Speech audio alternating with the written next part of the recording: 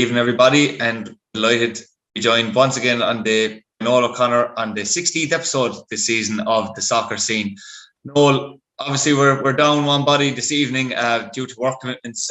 Jason O'Connor unable to join us this evening, so you'll be keeping the show on the road.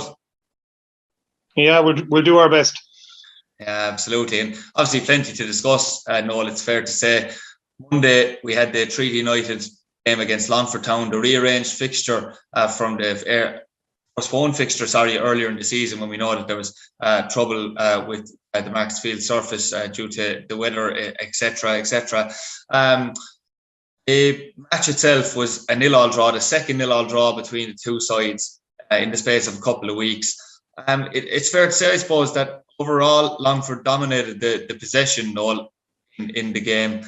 Had heavy amounts of possession, didn't create an awful lot of clear-cut chances, although they did have two or three. Treaty also had two or three clear-cut chances, despite the fact that their mindset was really to hold Longford back, I suppose, and frustrate Longford. But I suppose compared to other results, would you think it was a good point?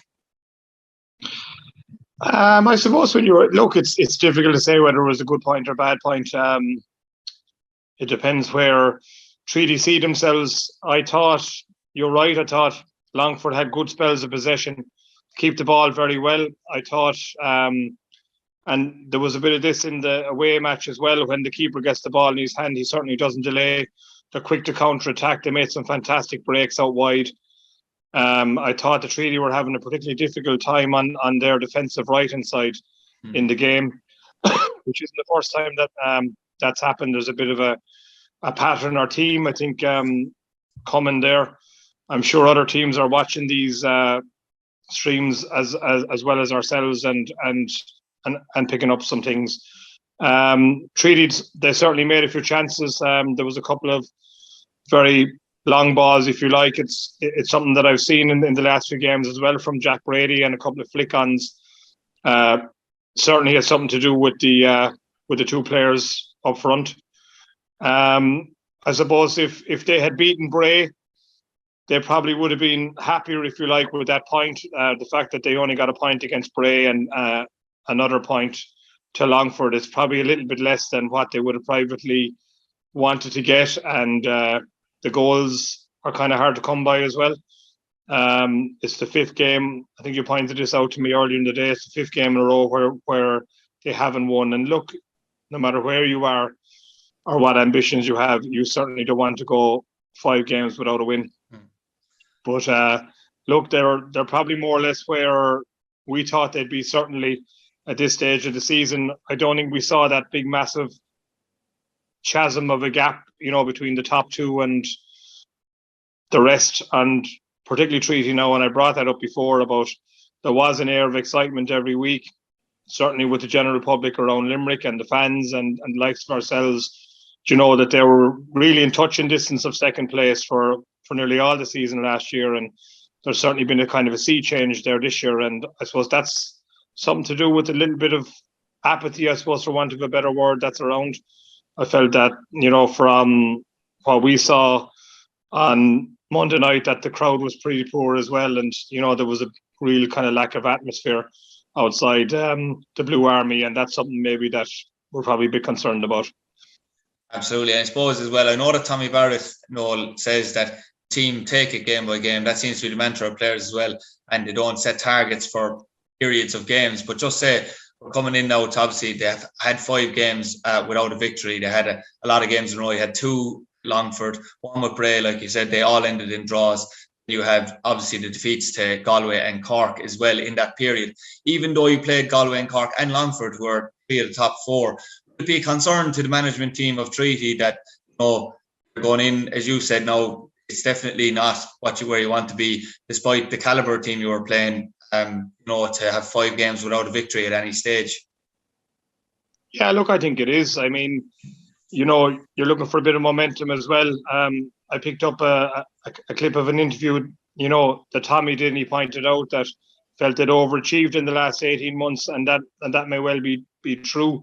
But it seems to be, they probably would have been better off if they had a run that they're having now last year, or even at the start of last year, and there was a kind of an upward trajectory as such. in terms of form and that, but like I suppose they're probably in the worst run of form that they've had in 18 months. So it's really what happens recently is what really counts, and not what happened last year.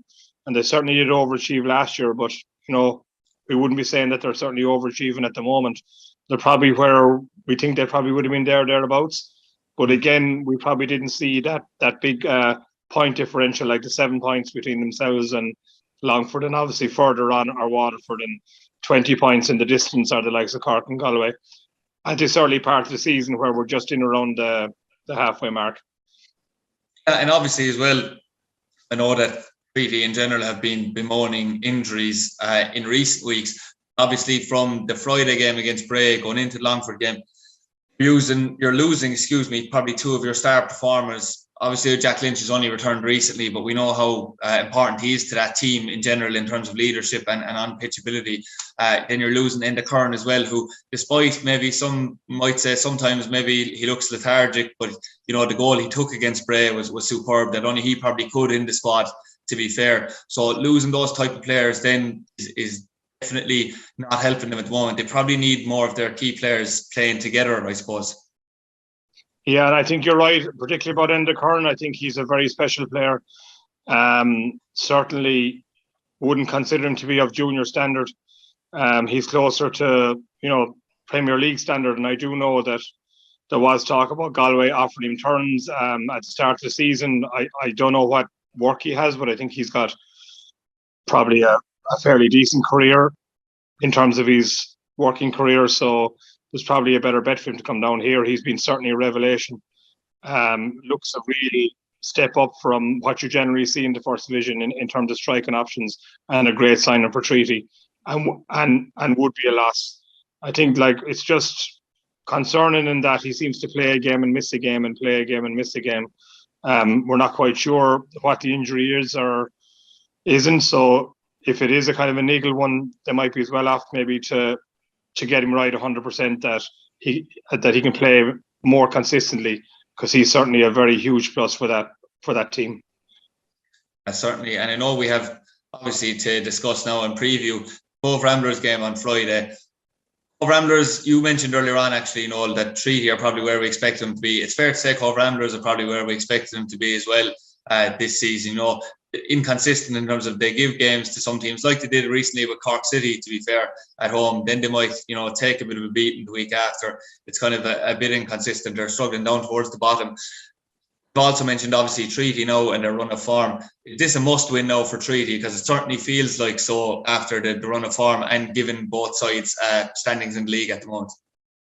Yeah, I'd probably go with Tommy and say it isn't a must win. I know I've been asked that myself, and look, they could lose this one and win the next 5. So, I think from themselves or internally, they'll certainly be saying, we need a win, because, we spoke last year a lot about momentum and having the momentum and getting that confidence. And it's huge in that league.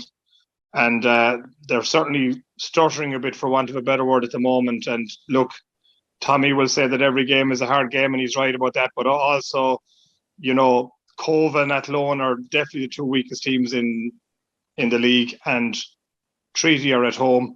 We've spoken about them overall, the strength of the squad, notwithstanding the fact that they have a few injuries or the likes of Jack Lynch away on business. But overall, the squad is pretty strong. There's a lot of guys with Premier League experience in there. You've the likes of Joel Costrain, who came on for the last few minutes against Longford and was really, really impressive. Very, very classy player, and we certainly have more of those than Cobh when we're at home. And I think it is important that maybe the mindset is right, because they seem to play very deep in the last 2 games and not really push up the pitch a bit higher and take the game to the opposition. And it would be nice to see if they did that on Friday. And, you're talking about getting the crowd going as well. And people like to see attacking football and playing on the front foot. And I think it's important that they do that on Friday night. It's funny that you mentioned that actually, Noel, because I know that obviously I had a guest on the show earlier this year for the first Longford game in Kieran Burke, who's the presenter of Between the Stripes. And I know he was critical after the game of Treaty United against Longford, because obviously we know that Longford dominated possession like they do against many teams in the division, even the some of the better teams in the league, and obviously haven't got results to show that. He was almost saying that Treaty were overly negative for the type of pitch they play on, and maybe be on the front foot. The only thing I will say, I suppose, Noel, is that it's what got Treaty maybe to the playoffs last year. You don't want to be kind of straying too much from your defensive outlook, but do you agree with Kieran Burke that maybe at home you'd like to see Treaty trying to go on the front foot? I know they have went to 4-4-2, probably has helped them as well, to be fair, in games before that, but would you like to see them on the front foot a bit more? Yeah, well, I suppose, look, I mean, we have discussed the Longford game, and we know that Longford are quite a strong team, and they are in fourth position and going quite well. And maybe it was understandable, to play a bit deeper there. But, we've also said that while Cobh, every game is a tough game, that we're playing Cobh on the bottom two. We're a bit disappointed with, only getting the point in St. Coleman's Park. A lot of teams have gone there and they've won, by 2 and 3 and 4 goals. And while not saying which way Tommy should play in terms of tactics, I certainly feel that, particularly against Cobh, that they need to play higher up the pitch. And I felt that there was an awful gap, say, between the midfield and the front players at the time. And there was long balls put up there, and there was a fierce gap, and you need that support. And if they could play a bit higher up the pitch and get the midfielders shoved on a bit more, and I think it would get the crowd going as well, because they'd see that. And it is probably the way the game is played a lot of time at the moment, and it certainly is more exciting to watch. Yeah, and I suppose, Noel, that brings us to a head-to-head now with the Predictions League on this evening. Jason had been running away with it, obviously, unfortunately for us. But start off with this game with Treaty and Cobh. I know that I've went for a home win here. What's your own verdict on it? Yeah, I am going for a home win. I'd be confident enough. I think with the quality of player that Treaty have, the likes of Conor Melody and Joel Costrain, and hopefully Enda Curran is back, just to name a few. Matt Keane is playing really, really well. Callum McNamara is playing really well. They're a threat from set pieces with Mark Ludden's deliveries and, Charlie Fleming's as well. And I think they just have too much firepower for Cobh. And I think, if they take to the field with that positive attitude and, push into their faces and get in behind them and get the crowd going, I think it'll be a good night for them. Yeah, certainly. And I know then you've got, was a bit of a derby of sorts, especially from our time back with back in following League of Ireland days, and early when you were manager as well, Noel, of Galway and Athlone at Eamon DC Park. Galway really, like Cork, a steam train at the moment. They really are, those two teams blowing everyone out of the water. It's obvious to say I've went for a home win here, and I'd say you probably agree. Yeah, look, it's going to be really intriguing, because for a while there it looked like the Cork were going to run away with it, but and I hear John Caulfield talking a lot about Cork running away with it, but he certainly has he's telescopic sights on Cork, I think, and we're probably with that bit of history from a few years ago as well. I think there's nothing that he'd like better than to nip them for that First Division Championship, and it's certainly a very, very open race at the moment. But as regards Friday night, I think Galway will certainly be too strong for Athlone at home. And obviously Cork then have a home fixture as well against Wexford. I know everyone in the Markets Field will certainly be hoping that Cork can win that game against Wexford, just to keep the heat off somewhat from Wexford being behind Treaty by 3 points, even though I know Treaty have another game in hand. Yeah, and again, look, Wexford are doing quite well, and they're thereabouts, with a long way to go. But we've spoken about them and their ability to concede goals, and this Cork teams, and certainly at home, if they certainly get an early goal and get on top, you could see them winning that game by 2 or 3 goals. Yeah, as well, we've got a very tough encounter for these two teams, Longford and Waterford. That's the eye-catching game, it must be said, of the weekend. Longford and Waterford. Third place Waterford playing against Longford, who are in fourth place and not too far from them.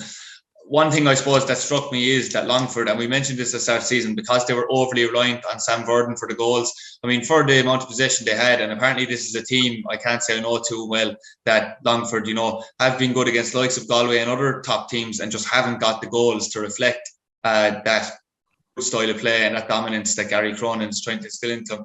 I think for that, to be honest, and the form Waterford are in, I've went for an away victory on this because I don't know if Longford will get the goals. But what do you think yourself? Yeah, I've actually gone for a draw on this, and I definitely agree with you in terms of with the amount of chances and the possession that they have and create.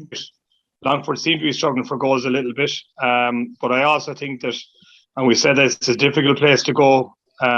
Treaty found it as well. They got a draw against Cork early in the season, and I'm not that fully convinced yet that Waterford are kind of out of the woods as such yet. I think they're going to need to bring in a few players, and because of that, I think that game could be a draw. Yeah, that'll be interesting. It'll be interesting to see how right or wrong we are for next week's show, Noel.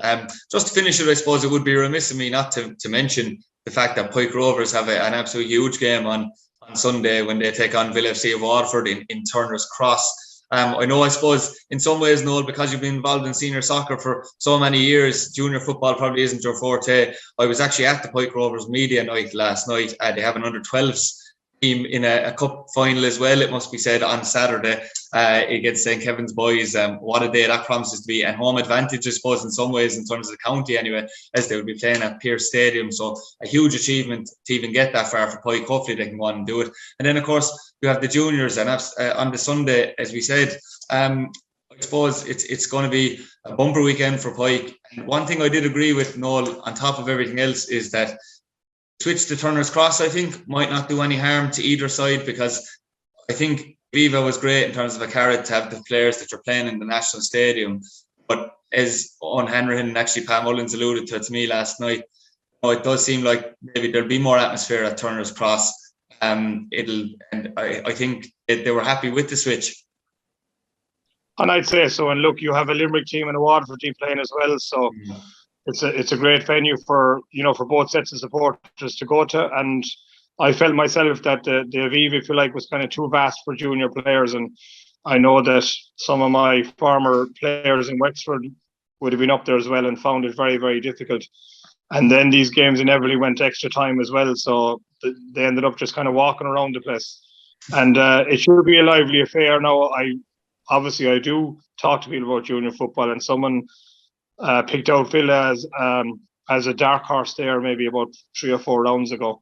So certainly a tight game, I'd say, and look, there'll probably only be a goal in it. As regards for Saturday, look, I'm looking forward to that one myself. They've had some fantastic results, the Pike Rovers under 12s, and obviously we have a few of them in the LDSL Academy as well. And it's great to see a Limerick team, what a win in the semi-final to beat a League of Ireland side, Shamrock Rovers, which was fantastic as well. And hopefully that they can go all the way on Saturday. But they'll certainly have the support of all the schoolboy league behind them. Absolutely. I know you will have a keen interest in that yourself, and we certainly do wish Pike Rovers the best of luck on what is a huge weekend for the club on both fronts. Thank you once again, everyone, for joining us this evening on the 16th episode of The Soccer Scene. Obviously, we'll be back next week, plenty to discuss once more in both League of Ireland and junior level, as the junior season really is starting to come to a close as well. So my thanks once again to Noel O'Connor, and we hope you can join us next